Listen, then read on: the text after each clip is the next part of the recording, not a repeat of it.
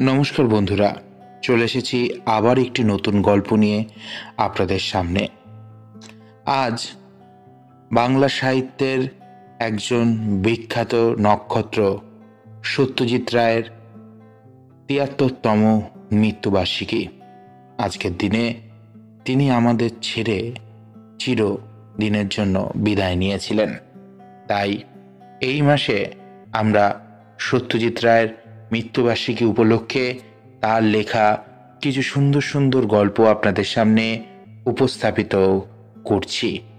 তেমনি আজও আমরা তার লেখা একটি বিশেষ গল্প আপনাদের সামনে উপস্থাপিত করতে চলেছি। আজকের গল্প খেলোয়াড় তারিণী খুড়ো। গল্পটি প্রথম প্রকাশিত হয় সন্দেশ পত্রিকায় ফাল্গুন ১৩৯১ বঙ্গাব্দে, অর্থাৎ ১৯৮৩ খ্রিস্টাব্দে। শুরু হচ্ছে আমাদের আজকের বিশেষ নিবেদন ৩৩তম মৃত্যুবার্ষিকী উপলক্ষে সত্যজিৎ রায়ের লেখা খেলোয়াড় তারিণী খুড়ো।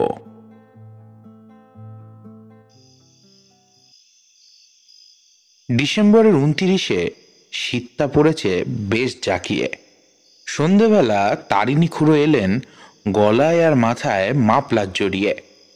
কিরে, তোরা মাঠে যাচ্ছিস না খেলা দেখতে? তক্তপোষে বসেই প্রশ্ন করলেন খুড়ো। নাকি দুধের স্বর ঘোলে বেটাবার তাল করছিস? তার মানে জিজ্ঞাসা করলাম আমি। ওই তো তোর টেলিভিশন আর কি। কথাটা বললেন খুড়ো। লোককে ঘরকুনো করার জন্য অমন জিনিস আর একটাও নেই। আমাদের সময় খেলা দেখতে হলে টিকিট কেটে মাঠে যেতে হতো, আর কিন্তু তার মজাটাই ছিল আলাদা। শীতকালের মিঠে রোদে সবুজ রঙের বেঞ্চিতে বসে, সবুজ ঘাসে ঢাকা মাঠে সাদা পোশাক পরা লোকগুলোর কাণ্ড দেখে দিব্যি সময় কেটে যেত। আর তার মধ্যে দুটো একটা বাউন্ডারি আর ওভার বাউন্ডারি হলে তো আর কোনো কথাই নেই। মনে আছে দিলাওয়ার হোসেনের খেলা, জার্ডিনের এমসিসি টিমের এগেনস্টে। মাথায় পট্টি, বল লেগে মাথা পুরো ফেটে একাকার। সেই অবস্থাতেও খেলে যাচ্ছে দিলাবার। স্টাইল টাইলের বালাই নেই। ব্যাট ধরেছে যেন কোলা ব্যাং ওত পেতেছে। আহা, কিন্তু কি খেলা খেললে লোকটা! ৬৪ না ৬৫ রান, কিন্তু প্রত্যেকটি রানের দাম লাখ টাকা। কিন্তু সে তো হলো যদি খেলা না জমে। কথাটা বলল সুনন্দ। তাতে আর তোর কি হলো? চারপাশে লোক রয়েছে, তাদের সাথে বসে বসে খোশ গল্প করো। লাঞ্চ টাইমে মুরগির কাটলেট আর হ্যাপি বয় আইসক্রিম। বিকেল যত বাড়ছে সূর্যি তত হেলছে পশ্চিমে, আর গাছের ছায়া লম্বা হয়ে মাঠটাকে ছেয়ে ফেলছে। উত্তর দিকে হাইকোর্ট। ব্যাটে বলে খুটখুটের ফাঁকে ফাঁকে গঙ্গা থেকে স্টিমারের ভুঁ।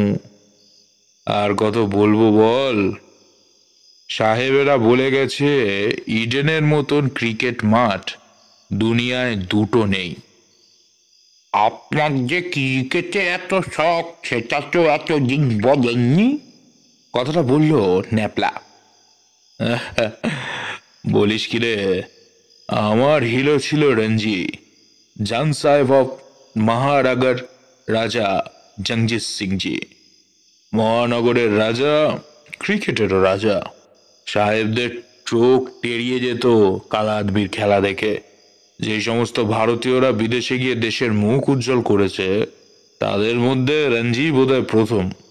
তবে শুধু তোমার ক্রিকেট কেন, এই ৬৫ বছরের জীবনে কোনো খেলাই বাদ দেয়নি সেই শর্মা।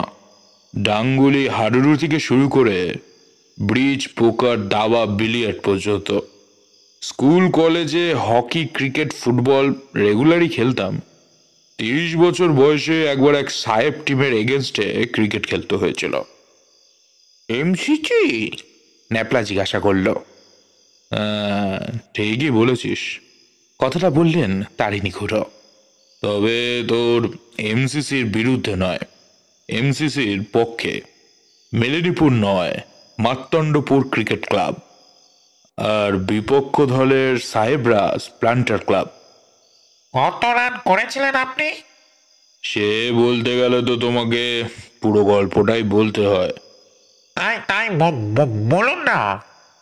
কথাটা বলল ন্যাপলা। ভূতের গল্প তো অনেক হলো, আজ খেলার গল্পই হোক। ভূত যে এ গল্পে একেবারে নেই, সেইটা বললে ভুল হবে। আরে বাস, চোখ গোল গোল করে বলল ন্যাপলা। ভূত আর ক্রিকেট, দারুণ কম্বিনেশন। চিনি দুধ ছাড়া চায়ে সশব্দে একটা চুমুক দিয়ে গলার মাফলারটা আরেকটু ভালো করে পেঁচিয়ে নিয়ে তারিণী খুড়ো আরম্ভ করলেন তার গল্প।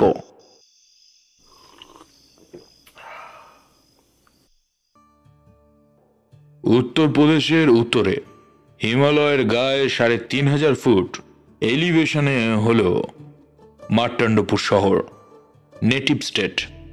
রাজার বয়স ওই 52, নাম বীরেন্দ্র প্রতাপ সিং। এই রাজার সেক্রেটারি চাকরি আমি পেলাম ভগবানগড়ের রাজার সুপারিশে। রাজাদের সম্বন্ধে যে যাই বলুক না কেন, আমি তাদের কাছ থেকে যেই ব্যবহার পেয়েছি তাতে আমি অন্তত পক্ষে তাদের বদনাম করতে পারবো না। হতে পারে আমার কপাল ছিল ভালো, তেমন কোনো বিচ্ছু রাজার সংস্পর্শে আমি আসিনি। সে যাই হোক, মার্তণ্ডপুরের রাজা আমাকে যেভাবে খাতির করলেন তাতে খুশি না হয়ে উপায় নেই। সেক্রেটারির যাবতীয় কাজ ছাড়াও একটা জরুরি কাজ ছিল আমার। সেইটা হলো এই, বীরেন্দ্র প্রতাপ তার বাপ রাজেন্দ্র প্রসাদের জীবনী লিখবেন, সেই কাজে তাকে সাহায্য করা। রাজেন্দ্র প্রসাদ ছাত্র জীবন থেকেই ডায়েরি লিখতেন। সেই সমস্ত ডায়েরি পড়ে তার জীবনের নানান তথ্য বার করে একটা খাতায় নোট করে রাখতে হবে আমাকে। ঘটনাবহুল জীবন, তাই কাজটা করতে বেশ ভালোই লাগছিল। এই ডায়েরি থেকেই আমি জানতে পারি যে রাজেন্দ্র প্রসাদের জীবনে ক্রিকেট একটা বড় স্থান অর্জন করেছিল। রাজবাড়ির বিশাল কম্পাউন্ডে একটা বিশাল ক্রিকেট মাঠ রয়েছে, সেটা কিন্তু আমি আসার পরই দেখেছিলাম। কম্পাউন্ডের অধিকাংশটাই পাহাড় চেঁচে সমতল করে ফেলা হয়েছে। তাতে ফুলের বাগান, ফলের বাগান, তিত্তির করে বয়ে যাওয়া সরু নদী, চিড়িয়াখানা, মন্দির, এ সব কিছুই রয়েছে। আর আছে ক্লাব বিল্ডিং সহ একটি ক্রিকেট গ্রাউন্ড। রাজাকে জিজ্ঞেস করাতে তিনি বলেছিলেন সেই মাঠে খেলা হয় শরৎকালে।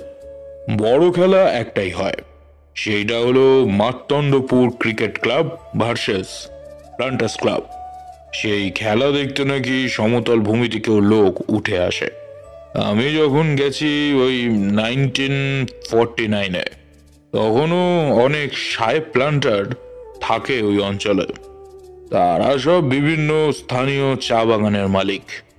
তাদের মধ্যে জনাগত ডাক সাইডের খেলোয়াড় আছে যারা তরুণ বয়সে বেশ ভালোই ক্রিকেট খেলেছেন। তারপর ভারতবর্ষে চলে এসেছে ব্যবসা করতে।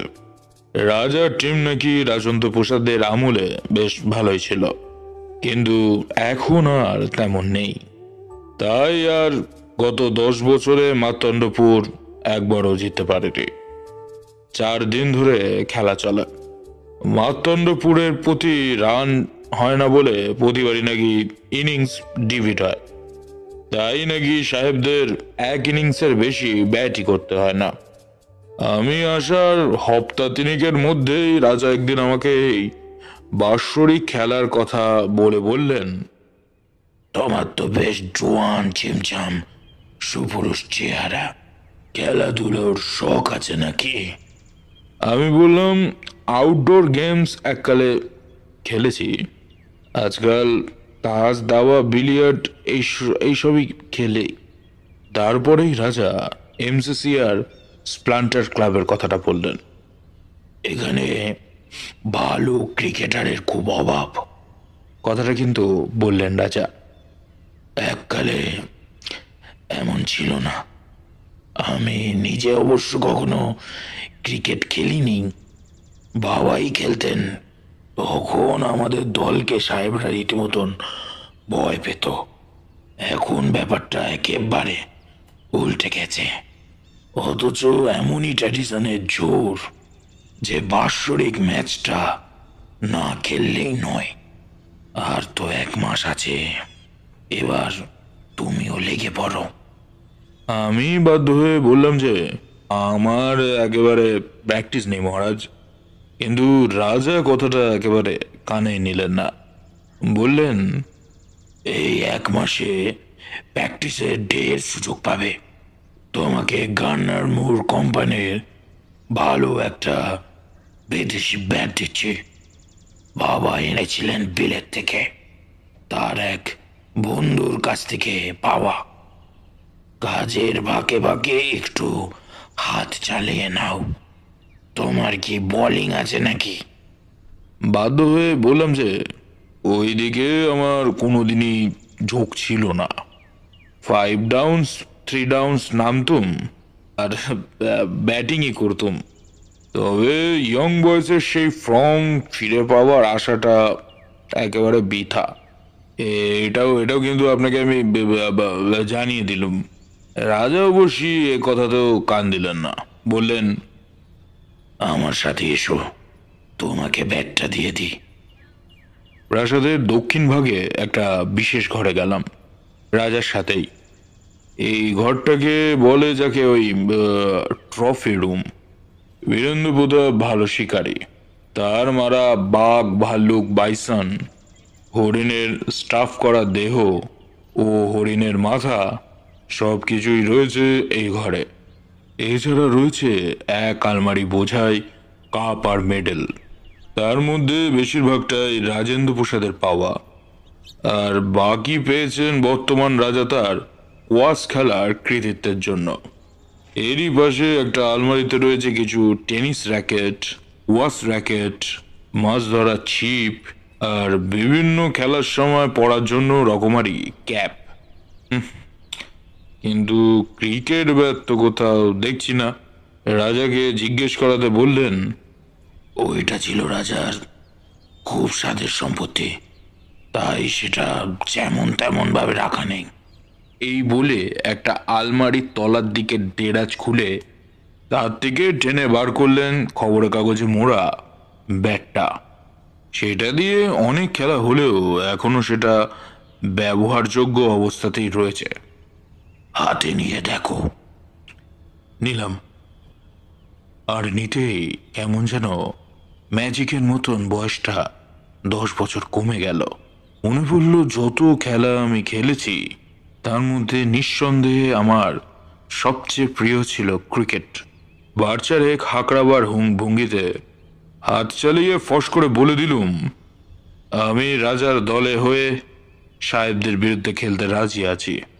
রাজা হ্যান্ডশেকের জন্য তার ডান হাতটা বাড়িয়ে দিলেন আমার দিকে। দিন তিনেকের মধ্যে এনসিসি টিমের সব খেলোয়াড়ের সাথে আলাপ পরিচয় হয়ে গেল। ক্যাপ্টেন হচ্ছেন সুন্দরলাল গুপ্তে, দিল্লির লোক। বয়স ওই আমারই মতো। অন্য খেলোয়াড়দের কাউকেই দেখে বিশেষ ভরসা হয় না।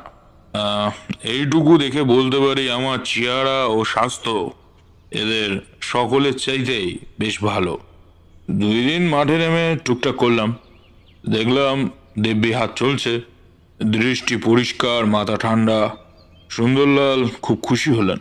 কিন্তু 3 দিনের দিন বিধি বাদ সাধলেন। সকালে উঠে 2-4টে হাঁচি হলো, আর দুপুর হতে না হতেই তেরে জ্বর। ইনফ্লুয়েঞ্জা। তখন মিক্সচারের যুগ। ডাক্তার পান্ডে এসে প্রেসক্রিপশন লিখে দিলেন, তাও 7 দিনের আগে জ্বর ছাড়ল না। 8 দিনের দিন বিছানা ছেড়ে উঠে বুঝতে পারলাম দেহের শক্তি অর্ধেক হয়ে গেছে। এর আগেও ফ্লু হয়েছে, জানি দুর্বল করে দেয়, কিন্তু কথা হচ্ছে 15 দিন বাদে ম্যাচ। খেলবো কি করে? রাজা কিন্তু নির্বিকার। বললেন, 15 দিন ঢের সময়, খেলার আগে ঠিক চাঙ্গা হয়ে উঠবে, দেখে নিও। ম্যাচের আগের দিন একটু ব্যাট চালিয়ে নিতে পারলেই কোনো ভাবনা নেই। কি আর করি, খেলার চিন্তা আপাতত স্থগিত রেখে কাজে মন দিলাম। এইখানে রাজেন্দ্র প্রসাদের ডায়েরির কথাটা বলা দরকার। চামড়া দিয়ে বাঁধানো 33টা ডায়েরি। 16 বছর বয়স থেকে লেখা শুরু, আগাগোড়াই ইংরেজিতে। গোড়ার দিকে ভাষায় গন্ডগোল, ব্যাকরণে ভুল, ইত্যাদি ইত্যাদি। 21 বছর বয়সে বিলেত যাওয়ার 6 মাসের মধ্যেই ভাষা হয়ে গেছে একেবারে চোস্ত। পড়ার সঙ্গে সঙ্গেই নোট করে যেতে হচ্ছে বলে এই 1.5 মাসে বেশি এগোতে পারিনি। কিন্তু এর মধ্যেই রাজার পর্যবেক্ষণ ক্ষমতা দেখে মুগ্ধ হয়ে গেছি। বীরেন্দ্র প্রতাপ অবশ্যই 33 খণ্ডের সবটাই পড়েছেন। তার মতে হলো রাজেন্দ্র প্রসাদের ডায়েরি হলো একমেব অদ্বিতীয়াং। ভারতবর্ষের কোনো রাজ্যের কোনো রাজাই যে এমন ডায়েরি লিখেছেন সেটা কিন্তু একদমই জানা যায়নি। একটা কথা অবশ্যই আমি এর মধ্যে বুঝতে পেরেছি, সেইটা হলো এই যে রাজেন্দ্র প্রসাদ ছিলেন ক্রিকেটের পোকা। তিনি বিলেত পৌঁছেছিলেন 1901 সালে। যেই দিন পৌঁছেছিলেন সেই দিনই ডায়েরিতে লিখছেন, at last I can watch Ranji play. বিদেশ থেকে ফিরে যেতে সেই রাজেন্দ্র প্রসাদ মার্তণ্ডপুর ক্লাবের প্রতিষ্ঠা করেন। প্লান্টার্স ক্লাব অবশ্যই তার আগে থেকেই ছিল। 2 ক্লাবের মধ্যে বাৎসরিক ম্যাচের পরিকল্পনাও রাজেন্দ্র প্রসাদের। তার 35 বছর বয়স অবধি তিনি ছিলেন এমসিসির ক্যাপ্টেন। তার আমলে সাহেবরা নাকি মোটেই জুত করতে পারেনি। তার প্রধান কারণ, অধিনায়ক নিজেই ছিলেন ডাক সাইডে ব্যাটসম্যান। বীরেন্দ্র প্রতাপের মতে তার বাবার উচিত ছিল কোমর বেঁধে ফার্স্ট ক্লাস ক্রিকেটে নেমে যাওয়া। তেমন নেমেছিলেন রঞ্জি, দিলীপ সিংজি, আতৌদ্দিন নবাব, পাটিয়ালার মহারাজা।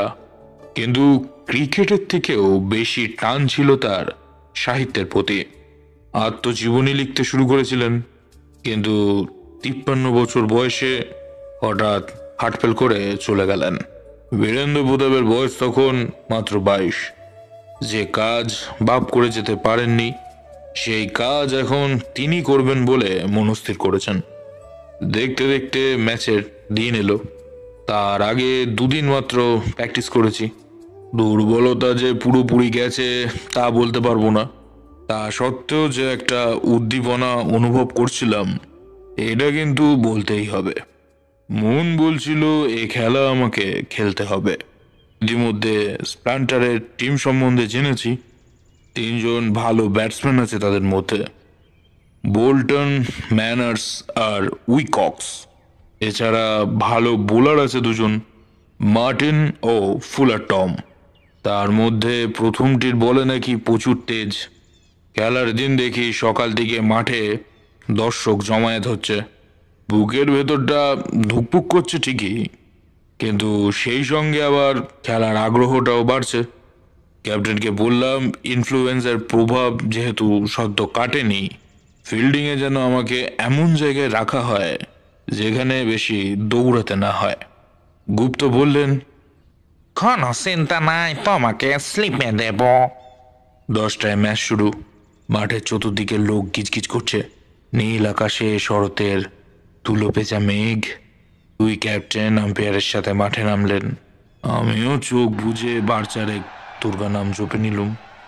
ওইদিকের অধিনায়ক জন উইলকক্স, সে টস জিতে ব্যাট করার সিদ্ধান্ত নিল।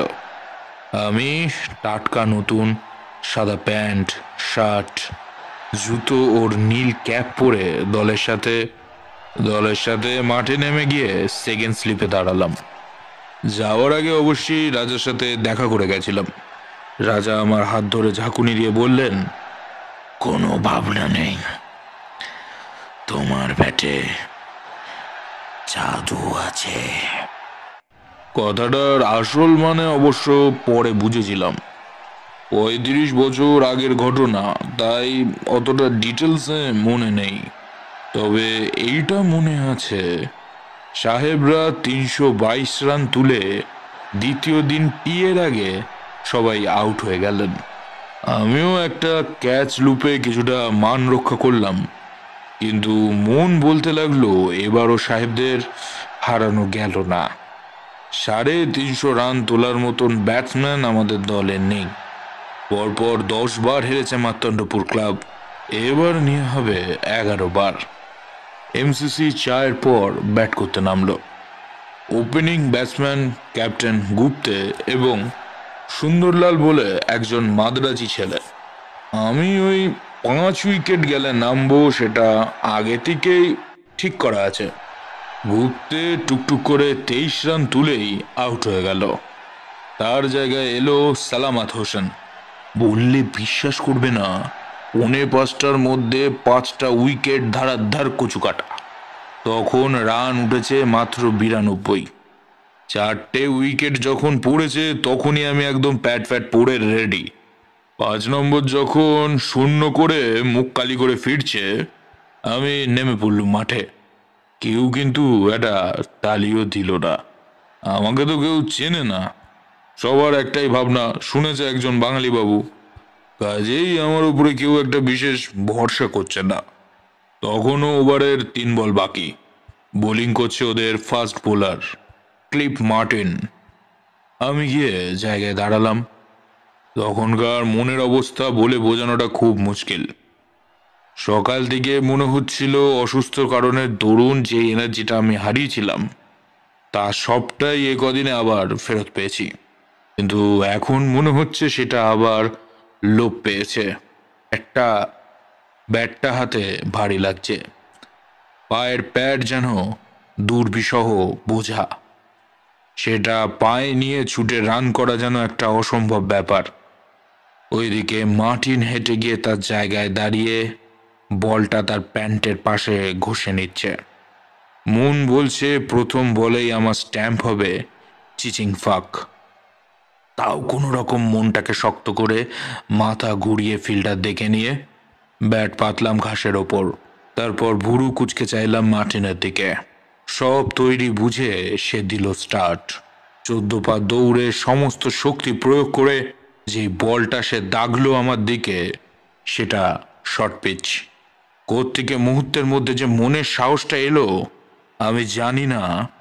শুধু সাহস না, সেই সঙ্গে চোখের দৃষ্টি, নার্ভের ওপর দখল, কবজির জোর, হাঁকড়াবার মুখ, সব মিলিয়ে ব্যাট চালানোর সঙ্গে সঙ্গে বল ঊর্ধ্বমুখে আকাশে উঠে চোখের পলকে ক্লাব ঘরের পেছনে শিরিষ গাছের পাতা ভেট করে একটা পাঠানো একটা খটাং শব্দ করে পড়ল একটা অদৃশ্য টিনের চালের মধ্যে। খেলায় এই প্রথম ছক্কা। তাই দেখে হাজার পায়রা একসাথে ট্রেক আপ করলে যেরকম হয়, দর্শকের মধ্যে দিয়ে উঠল তেমনি একটা শব্দ।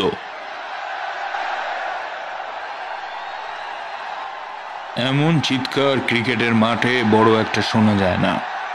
এই চিৎকারে এই মুহূর্তের মধ্যেই হুড়মুড় করে আমার সমস্ত কনফিডেন্স যেন আমার কাছে আবার ফেরত চলে এলো।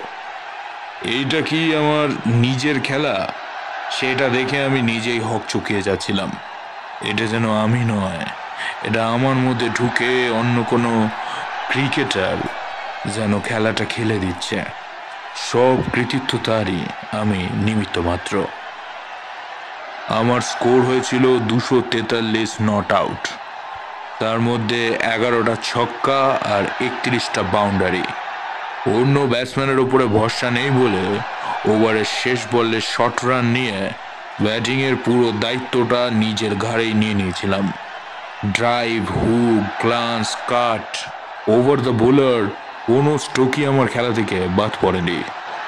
আশ্চর্য এই জায়গাটাতে যে এককালে যখন ক্রিকেট খেলেছি এর মধ্যে অনেক স্ট্রোকই আমার হাত দিয়ে বেরায়নি। 100 করার সঙ্গে সঙ্গে সাহেবরা এসে আমার পিঠ চাপড়ে দিয়েছিল, কিন্তু 200 বেলায় দেখলাম সকলের মুখ ফ্যাকাশে মেরে গেছে। পিঠ চাপড়ানোর সামর্থ্যই যেন আর নেই। আমার অমন খেলার পরে সাহেবরা এমন মুছে পড়েছিল, দ্বিতীয় ইনিংসে 77-এর মাথায় তাদের উইকেট সব পড়ে গেল। ইনিংস ডিফেক্ট, কারণ আমাদের টোটাল হয়েছিল 436। 4 দিনের দিন 2:30-তেই খেলা শেষ হয়ে গেল। সেই দিনই সন্ধ্যায় আমাদের ঘরের খাটে শুয়ে ভরদ্বাজ বেয়ারাকে দিয়ে একটু দলাই মালাই করছি, এমন সময় রাজার খাস বেয়ারা এসে জানালো যে আমার তলব পড়েছে। এলুম বেয়ারার সাথে।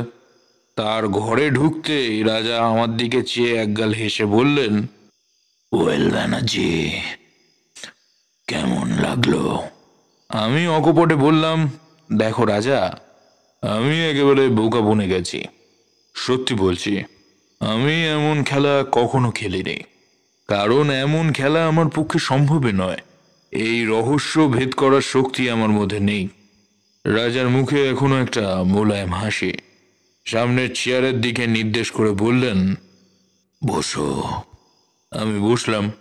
রাজা তার সামনের টেবিলের উপর থেকে একটা বই তুলে নিলেন। দেখে চিনতে পারলাম এটা রাজেন্দ্র প্রসাদের ডায়েরির একটা খণ্ড। একটা বিশেষ জায়গায় ডায়েরিটা খুলে বীরেন্দ্র প্রতাপ আমার দিকে এগিয়ে দিয়ে বললেন, এই যে এই জায়গাটা পড়ে দেখো। পড়ার আগে উপরের সহনার তারিখটা দেখে নিলাম।